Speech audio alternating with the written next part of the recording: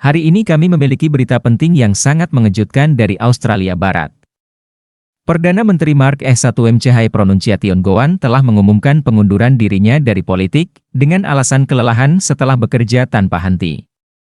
Dalam konferensi pers yang diadakan hanya dengan pemberitahuan 45 menit, Mr. Pronunciation mengatakan bahwa dia akan mengundurkan diri sebagai Perdana Menteri dan anggota parlemen untuk Rockingham pada akhir pekan ini.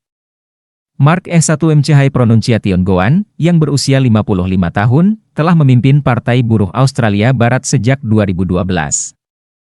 Dalam kepemimpinannya, Partai Buruh berhasil meraih kekuasaan pada tahun 2017 dengan kemenangan besar atas Partai Liberal yang dipimpin oleh Perdana Menteri berpengalaman Colin Barnett.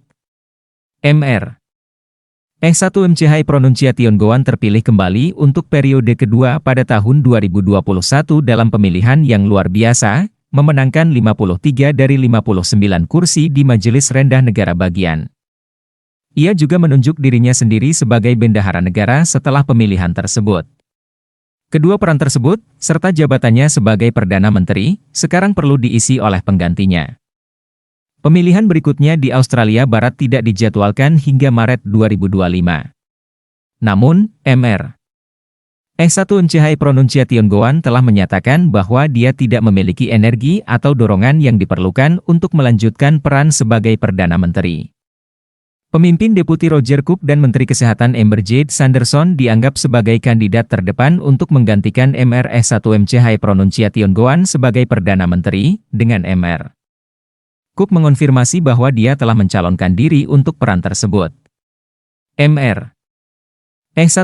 Pronunciation menikmati popularitas luar biasa di masa jabatannya yang kedua selama pandemi COVID-19, menerapkan kebijakan perbatasan yang paling ketat di negara tersebut.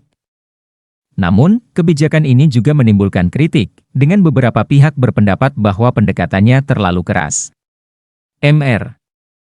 Mr. Pronunciation juga menjadi target ancaman dari beberapa orang yang menentang kebijakan perbatasan yang keras dan vaksinasi wajib.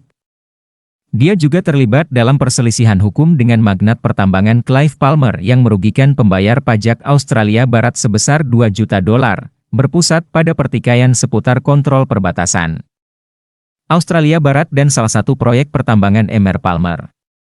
Terima kasih telah menonton.